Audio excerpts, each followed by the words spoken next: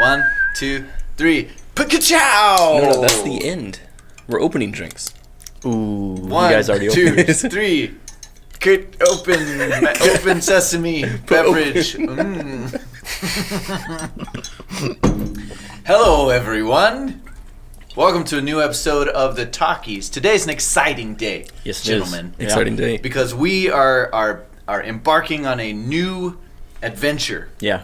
A new Carmen Line Talkies adventure. Yes, Yeah. sir. We're shaking it up. What Absolutely. are we doing? We're going to be reviewing some user-submitted short films. Yeah. And we're actually going to be doing this regularly. Every Thursday, we're going to be reviewing short films.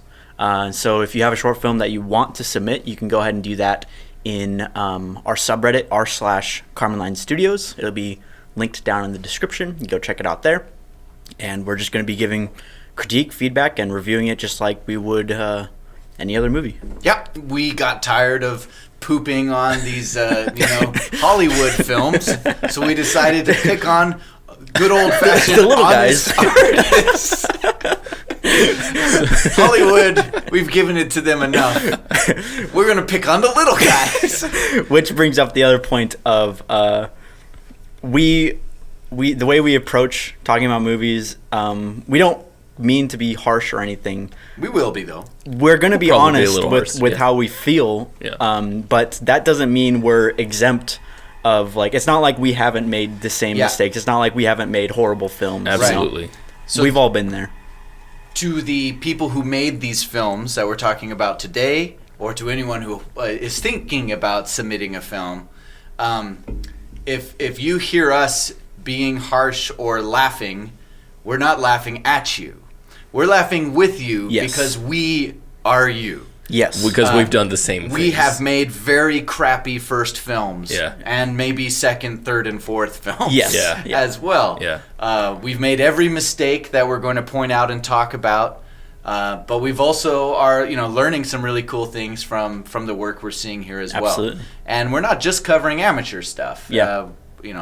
There's some cool Any shorts. shorts in that's Yeah. out there. So Good stuff. that being said, shall we dig in, D? Yeah. Yeah. We'll start with our first one. This one is called My Chair, and it's directed by Wyatt Ehrman. Also co-edited. Not sure what co-edited means, but yes. Yeah, so like in the credits it says that he edited it, but then there's also another editor. So I took the liberty of crediting him as co-editor. Go watch that right now. Yeah. It's like 2.5 minutes. Come right back. Link in the description. Yes. Yep.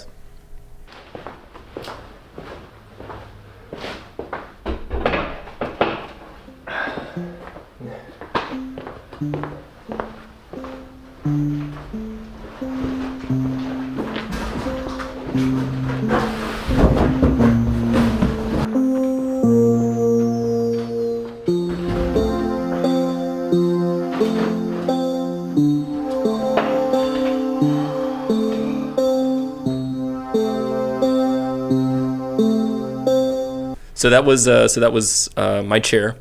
What did you guys think about My Chair? I thought it was very clever.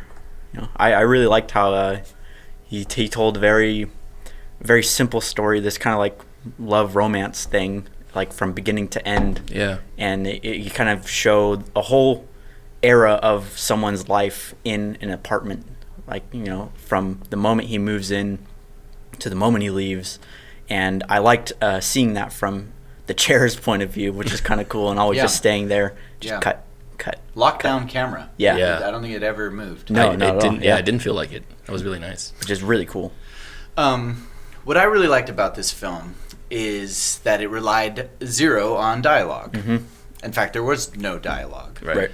And I believe this is a theme we're going to be returning to again and again on this segment of the Talkies when we're reviewing short films especially, is that film is a visual media, right? Right. And I think a general rule of thumb is that if you could say it without saying it, that's how you want to do it. Right, You yeah. want to show, not say, as often as possible. That's it. And this was an entire emotion and an entire story arc without any saying, Right. Yeah. which I loved. Yeah. Yeah. I thought it was so cool because it reminded me of the idea that short films are built to say something short and not condense a long story into something very tiny, but just say something with poignancy and just saying it right there. And this was very simple because it had just one room, one chair, and just interconnected all these And a thoughts. simple story. Yeah. You know, it's completely relatable and human because it's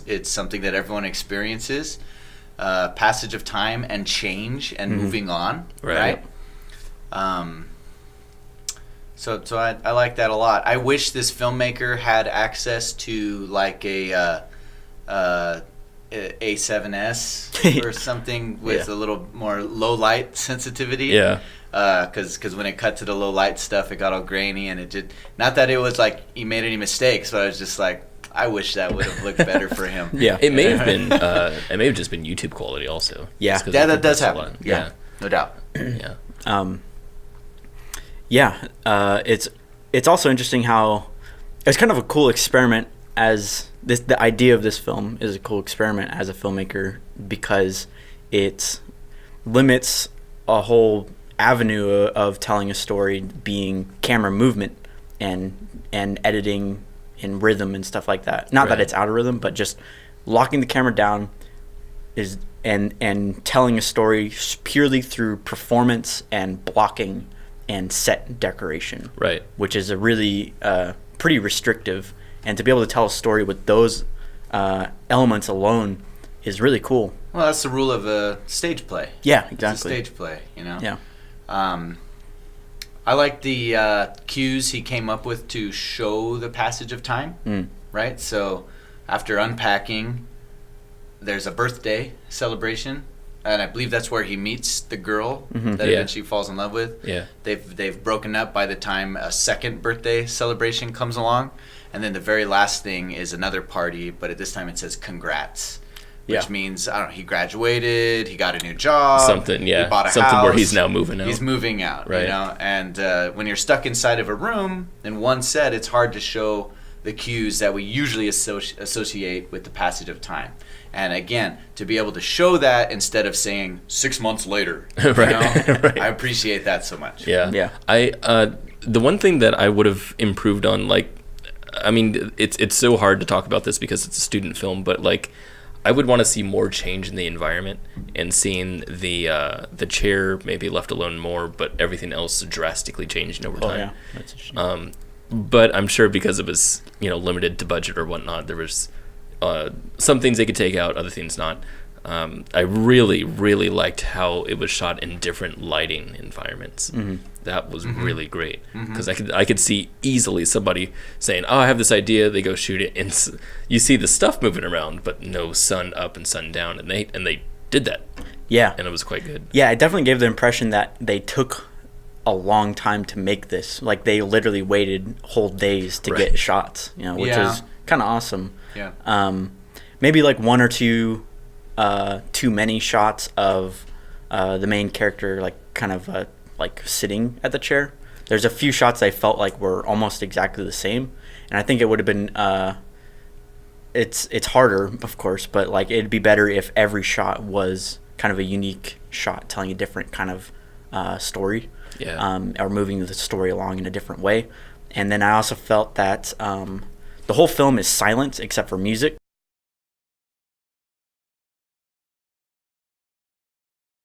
And except for one shot where he's like, it's like The just puke. after the breakup. Yeah, there's Yeah. puke, and he goes and he vomits. And I understand why he did that because you want to hear him He wanted vomiting. to make sure you understood what he was doing. Yeah. Yeah. But it was a little bit like jarring to see Just that came out of nowhere. kind of come in, and it wasn't consistent with the rest of the movie. True. Yeah. The one thing that I would have done differently is that we're telling this story about really the chair is the focal point of this story, right?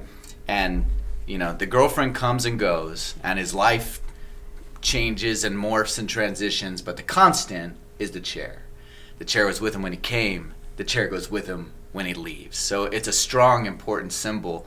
And so I would have given the chair an arc. I would have given some point in the middle, the chair is being neglected. The chair is being forgotten. Yeah. Maybe for some reason the chair gets stacked up, covered with boxes or something, and they have to be reconciled and brought back together, which is, that's asking a lot of a short film, but something to give you that separation and reuniting would have been a really nice way to just put a bow. Again, that's taking that from what is currently a very simple story and just elevating it one step to a more traditional story. Yeah, I would totally agree. I would say the things that they did change, just turn it up to 11. Change drastically. I noticed that the guy didn't change at all, like his facial hair, his haircut, and obviously probably because that it's is a student tough film. to do. Yeah. But, yeah. So yeah. But sometimes you got to do the hard stuff. Just because it's hard doesn't mean you shouldn't do it. That's it. Even if it does mean it takes more time. That's right. You got to do it. Dye your hair, gain some weight, Yeah. lose some weight, scar up your face. Do what you got to do, man. Yeah, you whatever gotta it takes. Yeah. Live for your art, man. Whatever it takes. How dedicated are you to your art? No, but really great job, commendable work. Absolutely. Yeah. Keep it up, man. Wash Yeah. the chair and share it with your friends.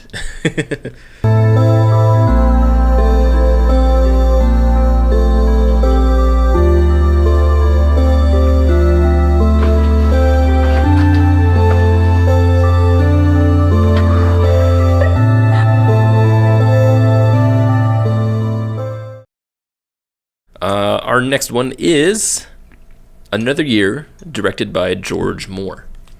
I think this is by... Wow, big easy. sound. This was by, I believe, his production company called Lullaby That's Noir. how it opens on that screen. I wasn't really sure what the title was. Yeah, he must have some. It was a cool studio of title. some sort. I Yeah. like the typography. That's a compliment. Yeah. D is a typography geek. Yes, he is. But watch the movie before we dig in. Yes, Yeah, sorry. yeah, So, go check it out. Yeah, please watch the movie. It is... Link below. It is about... Okay, well, I don't know the was length, it? but It was anyway, like- it's about 4 minutes, I Yeah, think. it's like 3:40. Yeah. Yeah. Link below. Watch it. Come back.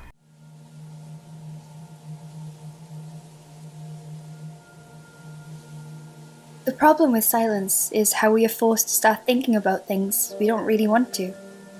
With silence, there's nothing to help block these thoughts out. We use noise to compensate for this feeling of emptiness. Music, chatter, leaving the television on as we fall asleep. Alone. We're back. Wow, Pretty fast. That was fast. So this film is the opposite of The Chair in that it is completely narrated. Yeah. Yeah. Right? Entirely So nonstop. top to bottom words. That literally the main character is speaking to you from beginning to end. It begins playing out very much like a poem, and the visuals really match that like a nice tone poem, And I've seen many films pull this off. It has a very cool, high contrasty, black and white, Yeah. vintage noir look, Yeah. which is It does look really which I think is fun. Yeah. And really engaging. I think it's really beautiful. Yeah. It paired well with the more sort of abstract thoughts of the story she was telling. Yeah. Where I got kind of lost was in that there seemed to be a shift at some point where at the beginning she's talking about really these like very sort of abstract emotional kind of again poetry, right? And then she really shifts to the narrative storyteller. And Right. then I had to sort of put on a different hat and go, whoa, okay, wait, she's dropping clues. There's something going on here. What is happening? Yeah. And so in the end, it took me some time to piece together what it all means. And in fact, I'm still not entirely sure. So I have a hard time with accents, and because we're Americans ourselves, it was hard for me to kind of Speak cut. for yourself. I'm a citizen of Earth. Oh, earthy over here. That's pretty edgy. It's hard for me to understand the meaning behind some of the things, and it's just personal. It's just a personal thing. I can't really get around accents too much. But it was hard just to follow, really. I felt like So it clearly had to do with sound like a relationship yeah, that that didn't work out. There was a breakup. She really wants him to be happy because she loves him. Right? Yeah. Yeah. You guys with me? Yeah. Yes. All right. And she has this need to apologize to him. He dies in a car accident, and she's able to magically rewind time and have him relive his last year over and over again Apparently, yeah. for her own selfish purposes. Yeah. That's how much I was able to glean from the first viewing. And this was very dense, very compact. Yes. There was a lot there to digest, so Yeah. I'm going to acknowledge that I probably don't have that all right. Well, it's weird because you actually got more than I did, and this was the second time that I saw it. Yeah. So I don't know what that says. Yeah. It felt very much like a music video. It did. Because the narration was very poetic, it almost Yeah. was like a song to a music video. So it felt like a visual poem to me first when I saw it, and along with the black and white style and the really cool like slow dolly shots and stuff like that. yeah. like the soft edges look really cool. yeah, like so it was Yeah. really Total props to the cinematographer. Oh, I definitely. thought it was beautiful. It was shot beautifully, yeah. When we get into it and she's talking, I felt like what we're doing is we're listening to just a speech and we have visuals to add on top of it. Yeah. Yeah. But then she interacts with the guy Yeah. in there, and like you said, it kind of switches your hat. That's Yeah. exactly what I mean. Yeah. Where at first I was just kind of like riding the flow, being like, oh yeah, beautiful, sad, somber. Yeah. You know, like you do when you listen to a song. And then all of a sudden it changed. And I'm like, oh, whoa, what's happening? What, Right. what does that mean? So, Yeah. The visuals definitely like take a back seat to the voiceover, I feel like, where the visuals act as an accent to what she's saying, which is kind of cool, kind of works towards the end, but I felt like the first half, I don't think it works that well, where to the point where it's like when I first watched it, it was like almost overbearing, all the narration. So there's so much going on. Yeah, I was like, Yeah. I kind of tuned it out. Like I stopped listening at Yeah. a point, and it was kind of just watching it. And I actually didn't like it very much at first on my first watch, but as it kept going, it kind of won me over in the end, and I was like kind of into it because the voiceover had a lot of emotion to it.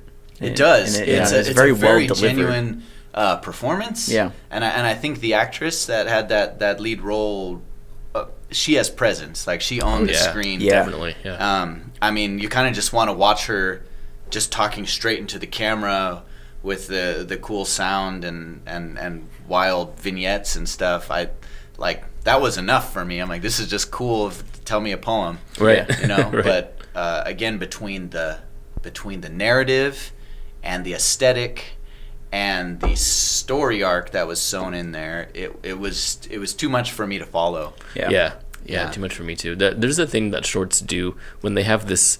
There's a lot of shorts that tell the story where they have a looping kind of narrative, where something happens at the end where you're like, oh, this whole thing's been going on for a while or whatever. And this was like, because it's called Another Year, I suppose, because it's a one year that It's keeps some kind of a time loop yeah twist So- at the end that yeah, I couldn't so understand. it didn't really pay off because there was nothing set up, you know, and that's one of the basic rules in screenwriting, and is that you build up something and then you have a payoff and build up and payoff, and that's what's kind of weird about mixing a almost poetic style with a narrative, is that you don't have a build up, you kind of have a song and then half of a story. Yeah.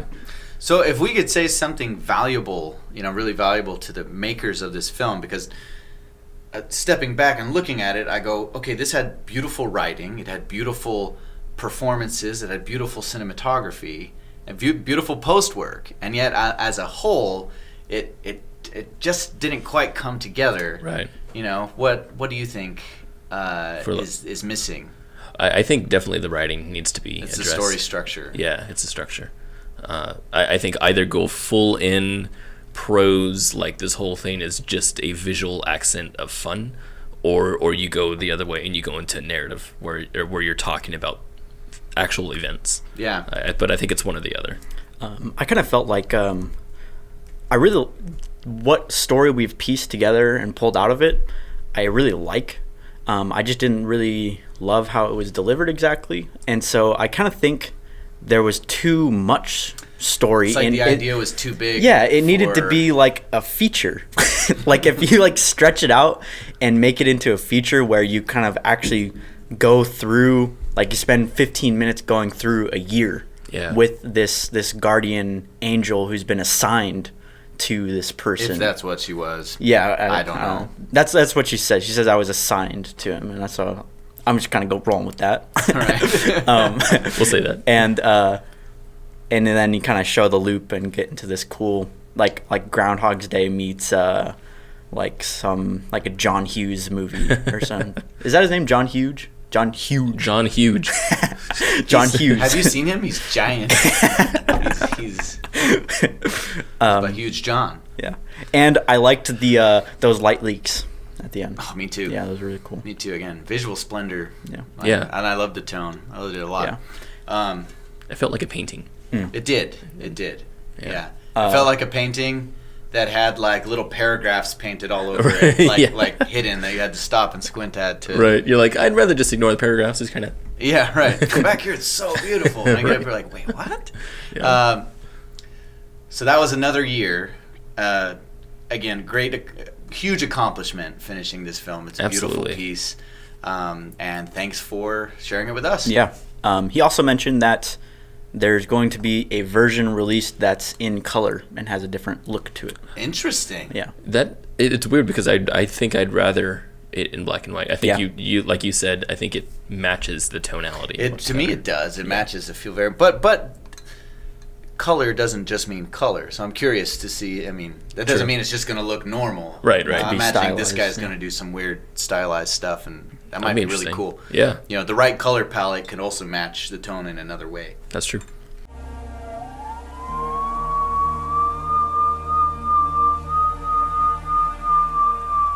It's been 473 days for Jack since the breakup. I didn't like seeing him how he was, sad like a sunless sea. I watched him for days, weeks, sitting alone watching his phone for a message, anything to break his empty routine. And number 3, and our last film today, is called Tailypo, and it's written and produced and directed by Cameron McCasland. All right. So, first of all, Cameron, huge props for holy crap, a 14-minute short, man. A 14-minute horror cabin in the woods short with a monster. Yeah. So, Right. So, first of all, let's preface everything by saying ballsy move, slow clap, just for going for it, right? Yeah. Go watch this film. 14 minutes. It's not very long of it. Come back after that. Yep, link below.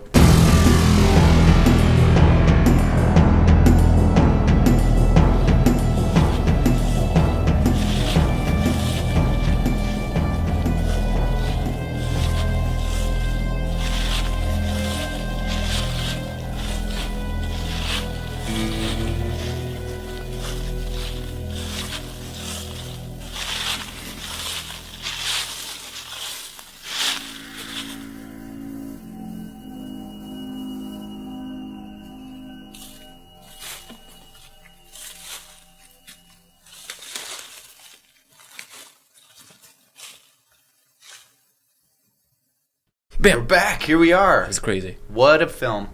Okay. Where to begin? Dude, this felt like every single. And I want to preface all of these things with don't take this the wrong way. I'm not saying that anything is bad. I feel like this was like the quintessential film that every beginner makes. Yep. And I say that because there was a lot of things that I can tell were beginning things like the acting, the type of dialogue that you use, the type of shots that you use, the type of organization. I can tell that you put in shots that you didn't really want, but had to put in there for continuity. There's things in here that say it's a starting filmmaker type of thing, but it feels huge. Like you said, it's a big film. Yeah. It has a small location It has 2, maybe 3 actors if you count the dog and the monster. But yeah, what an accomplishment. Yeah, no doubt. It's my least favorite type of film to critique, actually. Yeah. For that very reason, because it screams, if not first film, very early film. Right. And in that category, you see something like this, and the proper response is, whoa, like, wow. Yeah. Way to go, man. Right. But if we want to take those goggles off then and just take this apart for what it is, Sure. let's go. Let's go there, Yeah. right? I mean, you submitted your film. We're gonna talk about it. I want to mention that this film has played at a ton of festivals. Yeah, Just I saw that. huge list of festivals, and it's Yeah. gotten all kinds of acclaim and awards. So Awesome. yeah, Yeah. sick. All right. So there's well, that. Yeah. Well, to all those juries who disagree with us, There you go. that's awesome. We might not know anything. So, one of the things that troubled me the most about in this film was it felt like it couldn't decide whose story we were telling and from what perspective. Because we kept jumping from we are riding along with this main character, the man who lives out in the woods, and are discovering things as he discovers them, which is a great place to be in horror and suspense. Yeah. Because it means things are not being revealed to us. Things are being revealed to us at the same pace as they're revealed to our character. Right. Which is the best thing to do. Which is what was happening until at a certain point we began hearing things that the main character didn't. Like, we could hear the monster giving its creepy line in the woods when he's saying, "I don't hear anything," to his dog. Yeah, right. kind of weird. Right. And then he goes into his house, he's asleep, and we cut to exterior shots where we see the monster peeking around trees and stuff like that. So we're omniscient now. Right, which is the omniscient viewer. So if we had just stuck to one perspective, preferably the perspective of the main character, I think you had an opportunity for higher tension, more suspense. Yeah, I would agree. I totally agree. I thought there was some weird choice in camera shots. The film starts off with a jib shot, actually, and it's cool. You know what's weird? I'm gonna go back to the other film real quick. What was the Another Year? Yeah. Another Year started out with this massive dolly shot that looked awesome. This one started out with this massive crane shot, which again looked really cool, dynamic and stuff like that. Both of them started out really strong and then kind of dwindled after that, where the camera just decided not to go onto these big rigs anymore. And I feel like that's a beginner's move. I'm not actually sure if it's a designed thing or not because I don't know the film. But I thought it was odd that they kept doing these very extreme close-ups on the guy's face, which I loved, and then go back to these medium close things where we shoot from just above his head to his belly button, and it kept the film tiny. And man, this location was amazing, and you could really milk this location. You could give the sense of isolation by pulling back and showing more. Exactly. And in fact, by relying on those mediums, it actually felt a lot like soundstage television. Which is, it's your go-to on the soundstage because you are trying to hide all the light stands and stuff that are in your shot. So yeah, I agree with you there completely. Yeah. Why don't you take it? Yeah, it definitely I agree with that. Where like it's funny because you could see that it is a real cabin, but it still felt kind of fake. It felt fake because of the camera shots, right? Yeah.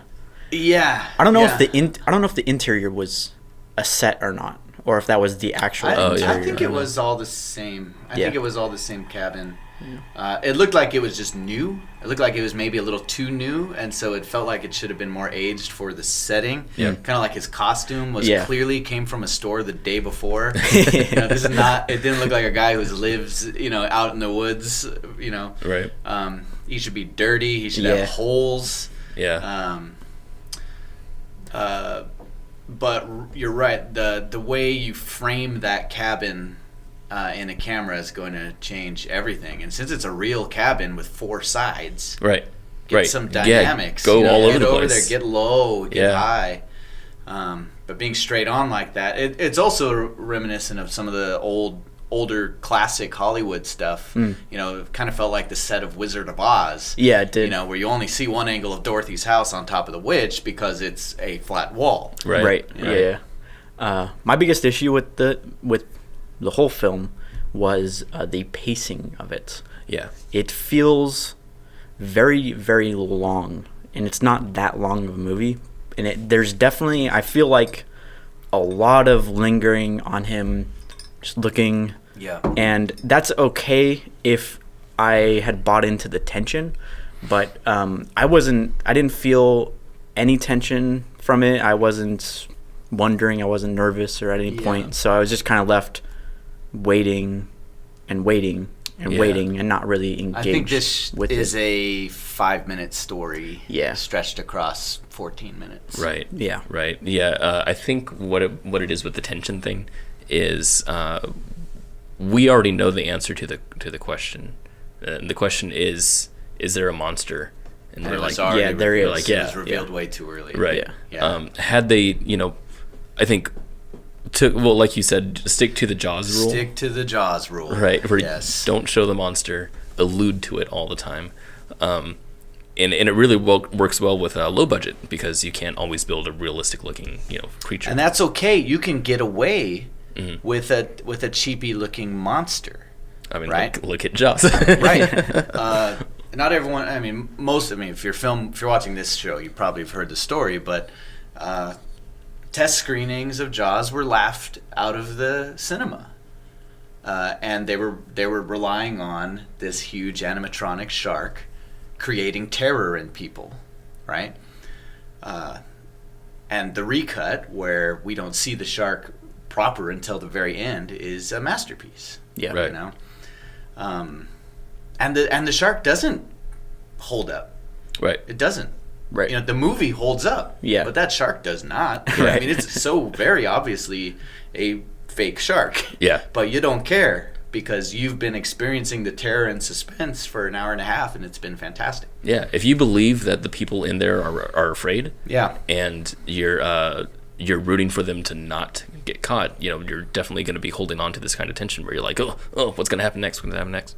And they didn't introduce any questions that we didn't already know answers for, and I feel like that just made us go, okay, when's the monster going to get here? Yeah. Yeah, and that also made for a sort of a weird choice with, at the beginning of the movie, you see him out hunting, and he shoots the tail off of this creature.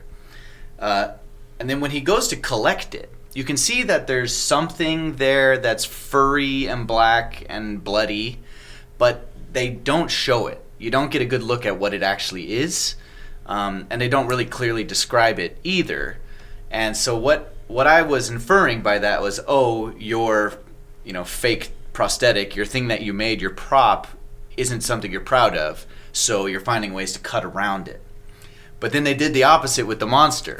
Right. They showed the whole monster in all of its glory. Yeah. So might as well show the tail to us so that we know what's happening. It took me a while to actually put together that that's what they were eating, was a tail of a monster. Yeah, I didn't know that either. Well, it was really interesting how I was actually very impressed by the first reveal of the monster, which is in the trees in the dark, and you just see its glowing eyes. Yeah, I that was looked cool. It's like, man, they made a cool monster here. Yeah, it That's looked like really a awesome. Pokemon come to life. Yeah, a little bit. Yeah. Yeah, I thought it was cool. But it was almost as if so it holds up in that situation, under that lighting, under that scrutiny. Yeah. But it does not hold up when you get a full-on medium shot in hard light, Right. fully lit, and it's like hovering over you at the end, which is when he's inside the cabin. It looks immediately, fake. Whereas I feel like if he would have shot it in more dramatic light indoors, like maybe the monster comes in and knocks over the lantern and it's like spinning around, and so the light's just crazy or something. Yeah. So you don't get a good shot of him. Or that last shot where we're now behind the monster who's just thrashing at the guy on his bed, and it's out of focus and it's sort of blurry. Yeah. Like, that could work if we didn't have the reverse in crisp focus, where you could see this was not a living thing. Yeah. But if we just had those eyes floating in the dark, and then we cut to that reverse where he's sort of out of focus and just ripping this guy to shreds, I think that works. Yeah, absolutely. I think it does. I think you created a monster that you put tons of work in, and you're like, this guy has to show up on screen. Right. Which, I would totally understand. And I understand that. Yeah, Totally. I get that. Yeah. If my DP comes and says, "What if we never show your monster?" I'm like, what? I spent all my savings on this monster. Yeah, it looked like they had quite the production. There were lights. The lighting here was great, by the way. Really, really good use of light, I thought. And use of props too. When they shot a hole in the door, I was surprised about how good that was. Yeah. And the fire, everything was great. The dog was really good too. Dude, you're understating that, actually, because the old adage that the hardest things to work with are children, puppets, and animals. Yeah. Animals is the worst of those three. It is, and so I don't know what you did, but that dog worked out really well. Yeah. It really did. Yeah, it really did. Yeah. There was a thing that bothered me about the dog, and that was I saw that there was maybe 2 or 3 shots that he had of the dog, and that kept coming back to that shot. After, whenever they needed to cut away, then they cut to the dog, they would cut back to that one of 3 shots. Mm-hmm. And I'm sure what they did was they held on for a long time over the dog so that they get a bunch of different actions, but it made for a really janky feeling. Yeah, it didn't feel like those shots were in the same time frame. Right. It was kind of obvious that they were disconnected and inserted. With the illusion is broken of continuity, where Right. it's made to look like it's happening immediately, but it's kind of obvious that it's not, and you kind of just know that. It's like you said, it's from the shot differential. Yeah. So. One thing that you mentioned that I thought was really cool about the dog the first time we watched it was you're like, you know why that dog looks so good? It's because it's not acting. Right. It doesn't have to act. Whenever people have animals in their film, it steps their film up really high because it looks natural. It looks like something that's supposed to be there. Unless you get one of those acting dogs. I don't like comparing films because I think every film stands alone for its own thing. But as a horror film, I feel like I want to compare it to another horror short that I saw called Lights Out that turned into a feature actually later on. But anyway, it was released. The feature Lights Out from I think so. 2 years ago? Yeah. So it was released in 2013. It was 3 minutes long. It's really scary and it's stupid. It's really dumb. You defined most of the genre right there. The monster is not impressive. The idea of a monster appearing in dark has been done millions of times, but the way they paced everything was perfect, and they emotionally kept the audience on its toes, and I feel like Tailypo could do that, especially with something so sinister as that cabin and that woods and everything. It looks really, really good for a horror short. Yeah. Anyway, I would do that. What are you doing? I'm just checking my mic. Oh, that's right. It's good. Wrong last time. Yeah, I agree. So yeah. Yeah. Pacing. Yeah. It's important. Yeah. The last bit of feedback I'd give on this film is that it can take a lesson from The Chair. Is that what it's called? My Chair. My Chair. Yeah. The Chair is where you go when you're a murderer. Right? That's a different movie. Oh, jeez. The Chair. We should make a follow-up to My Chair, but it's The Chair. It's just like a one camera shot of an electric chair. It just goes through a bunch of different... And it's through years of all the... Tons of deaths. Oh, gosh. It'd be a little dark, I'll give you that. It's a good idea. It's a good idea. Yeah. My Chair. Greenlit. Greenlit. In that this character just doesn't stop talking. Yeah. Oh, and I understand, I like the idea of this guy that lives out in the woods. The only thing he has around is his dog, and so he talks to his dog, and that all makes sense. But it's his entire internal world came out of his mouth, Right. Which is not what the medium of film is for. And this can all, I believe, would have all been scarier and a better story if you had trusted your audience to interpret and follow the inference and figure out what is happening and what the guy is feeling, as opposed to saying everything. Yeah, I would agree. Yeah, I definitely also got the sense that I thought the actor was good, but I got the sense that the character that was written was supposed to be older than the actor was. Yeah, I think the actor was fine. He was miscast. Yeah, He was miscast. A little bit miscast. And that's So first what film can you do? stuff. Yeah, It's like, like you can only ma- get what you can get, Yeah. and I understand that completely. Absolutely. That's But why we're ideally, jerks. This should have been. That's why we're jerks. This should have been an old man with like cataracts over one of his eyes, and a gray beard. Right, so if holes you had- in all of his clothes. And, If you had an unlimited budget, then you would look for that guy. That's what you would do. Right. If you had a casting agent Right. and all that kind of stuff. But yeah, it's like, what person this age talks that way? yeah, Yeah. it's So, but what can you do? yeah. Again, a huge accomplishment Absolutely. in finishing and making this film. Yeah. Very, very cool that you did that. Absolutely. Yeah, absolutely. It pains me to poop on it as much as I did. So.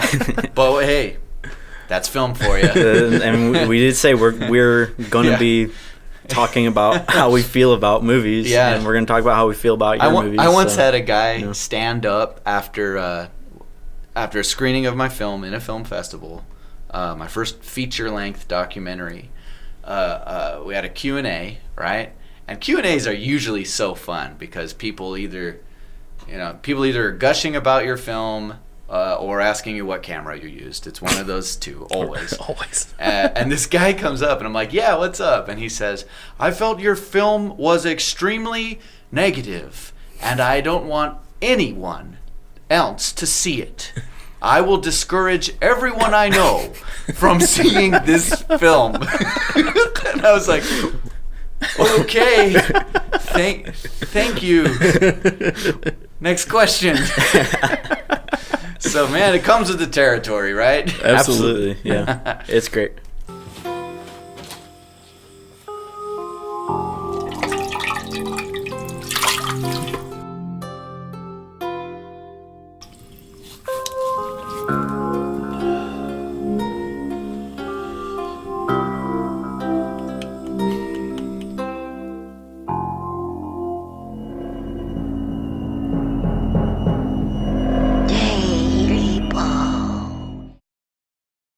All right, well, next week, this was fun. I want to do this more. Yeah. Yeah. So we're Absolutely. definitely going to be doing this more. So this is our first time trying it so we've split the talkies Yep. into Hollywood and shorts. Yeah. Mondays and Thursdays. Pick on the big guys and the little guys. Yeah.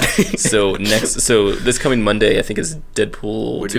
doing, we're going to see Deadpool this weekend. And then Thursday, the following, on the 24th, will be The Milky Way by Joey Perez, Into Black by Alex Dietrich. I think I'm saying that right. Bulls and Bears by Sebastian Hex. Yep. So those will be the three that we'll be talking about then. Please do submit your films to us because we love doing this. It's fun. It is really fun. This is great. I actually enjoyed this more than I've enjoyed a lot of our Our other ones. standard Talkies episodes. Yeah. Where we have to talk about movies like Winchester. Oh, jeez. Let me tell you- was better was Winchester. All three of these movies Were are better than Winchester. Way better than Winchester. Yeah. Absolutely. Yeah. What was the hard other in these, terrible? though. Oh, all three of these movies are better than Death Wish too. Yes. Yeah. Yes. Yeah. Is there Yes. anything else that was terrible that we saw? Infinity War. Infinity War. Oh! Yeah. I'd put any of these up against Infinity War. Certainly Justice League. Oh, jeez. That's bad. Yeah, so do tune in. Yeah. Again, Thank you once again. And until next time, I'm Kenny. I am D. And I'm Taylor. And we'll see you at the Talkies. Woo!